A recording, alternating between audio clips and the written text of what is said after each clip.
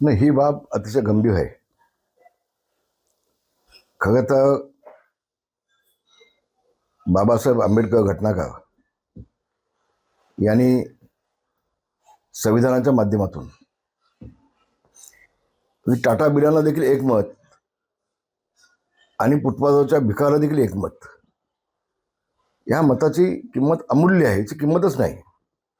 आणि हे आपला मतदानाचा हक्क बजावून लोकशाही जिवंत करण्यासाठी ज्यावेळेला मतदार जात आहेत त्यावेळेला अनेक ठिकाणी ज्या मशीन आहेत, ईव्हीएम मशीन ज्या आहेत त्या बंद पडत आहेत. आज सकाळी माझे बंधू अण्णा ते उमेदवार आहेत, त्याला 30 मिनिटं थांबायला लागलं बाहेर. तर ही बाब अतिशय गंभीर आहे. याबाबत मी निवडणूक आयोगाकडे लेखी तक्रार करणार आहे. जरी सत्ता आमची असली, सरकार आमची असलं, तर नियोजन आवश्यक आहे ना. काही ठिकाणी मला माहिती मिळते, करवंडे गावामध्ये अजून मतदानच झालं नाही चालू. सकाळपासून मतदान त्या मशीन बंद आहेत. आणि ह्या बाबी अतिशय गंभीर आहे. शासनाने यामध्ये लक्ष घालायला पाहिजे, निवडणूक आयोगाने लक्ष घालायला पाहिजे, जिल्हाधिकाऱ्यांनी याच्यामध्ये लक्ष घालायला हवंय. आणि नाहीतर मग तुम्ही हे बंद करून टाका ना, घ्या.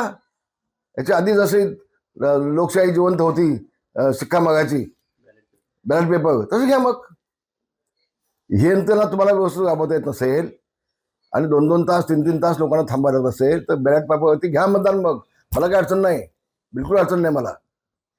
आणि अनेक लोकांच्या मनामध्ये संशय आहे, ते संशय देखील निघून जाईल. अनेक वेळेला एखादा उमेदवार पराभूत झाला तर मशीन मॅनेज केल्या, ईव्हीएम मशीन मॅनेज केल्या, तो विषय सगळा संपून जाईल ना. घ्या मग, माझी मागणी आहे.